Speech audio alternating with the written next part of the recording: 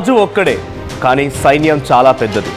ఐబొమ్మ రవి ఒక్కడే కానీ తన వెనుక ఉన్నటువంటి సైన్యం బాహుబలి సినిమాలో ప్రభాస్ వెనుకటి సైన్యం ఉందట. కానీ మన భారతదేశంలో కాదు, ఇతర దేశ విదేశాల్లో తన వెనుక ఒక పెద్ద సైన్యమే ఉంది. పెద్ద పెద్ద టెక్ దిగ్గజాలు, పెద్ద పెద్ద టెక్ కంపెనీలని సర్వర్లను సైతం హ్యాక్ చేయగల సామర్థ్యం ఉన్న దిగ్గజాలు తన వెంటున్నారట. ఇప్పుడు ఇది పోలీసుల విచారణలో బయటపడుతున్న అంశాలు.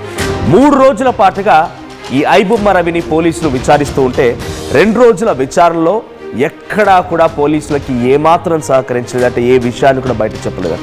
కానీ డబ్బుల కోసం బెట్టింగ్ యాప్ ప్రమోట్ చేశాడని మాత్రం అంగీకరించాడట. బెట్టింగ్ యాప్ నిర్వాహకుల వివరాలు మాత్రం రవి ఎక్కడా చెప్పలేదు.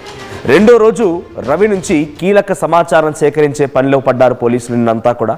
అయితే యూకేలోని కొంతమంది టెకీలతో పైరసీ దందా నడుస్తోందట. కరేబియన్ దీవుల్లో రవి ఆఫీస్ ఉందట. అయితే రవి కింద 20 మంది కంటెంట్ క్రియేటర్లు, అంటే ఈ కంటెంట్ క్రియేటర్ ఇన్ సెన్స్ వాళ్ళు స్వతహాగా కంటెంట్ క్రియేట్ చేయకపోవచ్చు, కానీ ఈ కంటెంట్ని తమ ఖాతాల్లోకి క్రియేట్ చేయగల వ్యక్తులు 20 మంది టెక్ దిగ్గజాలు తన దగ్గర ఉన్నారట.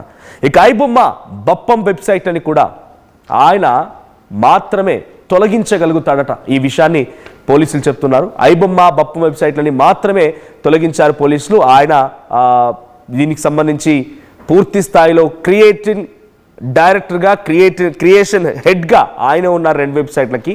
సో అయితే ఆ 2 వెబ్సైట్లను కూడా పోలీసులు ఇప్పుడు తొలగించారట. వెబ్సైట్లు తొలగించినప్పటికీ ఇంకా ఈ పైరసీ సినిమాలు మాత్రం ఆగడం లేదు.